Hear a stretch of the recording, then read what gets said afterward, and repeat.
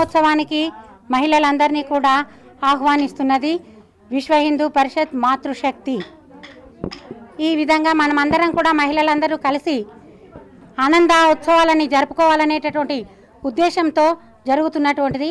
ముఖ్యంగా మహిళల్లో ఆరోగ్యాన్ని పెంచాలి అంటే శారీరక బలాన్ని పెంచాలి, మానసిక బలాన్ని పెంచాలి, అదేవిధంగా బౌద్ధిక బలాన్ని పెంచాలనేటటువంటిది మరి మాతృశక్తి కోరుకుంటుంది.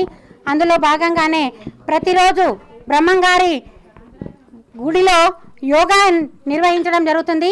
ఉదయం 5 గంటల నుంచి 6 గంటల వరకు తల్లులు మాతలందరూ కూడా ప్రతిరోజు చక్కగా వచ్చి 5 గంటల నుంచి 6 గంటల వరకు చక్కగా యోగా చేసి ఆరోగ్యాన్ని పెంపొందించుకుంటూ చాలా చురుగ్గా ఉన్నారు.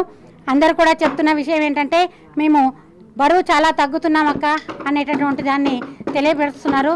అది కాకుండా మరి వారి యొక్క బౌద్ధిక వికాసం కొరకు అనేక చర్చా కార్యక్రమాలు తీసుకుంటున్నాం.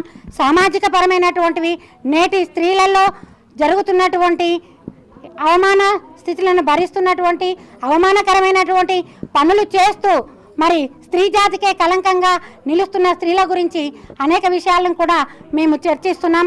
వాటిపైన మేమందరం కూడా రాబోయే కాలంలో సరైనటువంటి దిశ మార్గాన్ని ఇవ్వాలనేటటువంటి ఉద్దేశంతో మరి మాతృశక్తి పనిచేస్తుంది.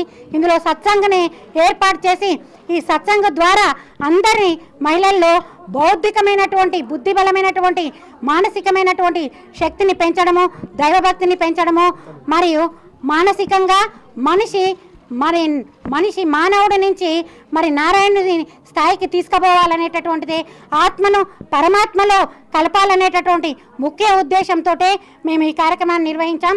అందులో భాగంగా ఆనందంగా ఉంటూ మరి వర్షాలు కురిసి బాగా రైతన్నలకు మనము తోడుగా నిలవాలనేటటువంటి ఉద్దేశంతో మొక్కలను పెంచాలి అనేటటువంటి అవేర్నెస్ మరి మాతలందరికీ కల్పించాలనేటటువంటి ఉద్దేశంతో మరి ఈ కార్యక్రమాన్ని నిర్వహిస్తున్నాము. మొక్కలు నాటే కార్యక్రమాన్ని, పర్యావరణాన్ని పరిరక్షించాలనేటటువంటి ఉద్దేశముతో ఆ ఉద్దేశాన్ని నెరవేర్చడం కోసమే చేస్తున్నాం.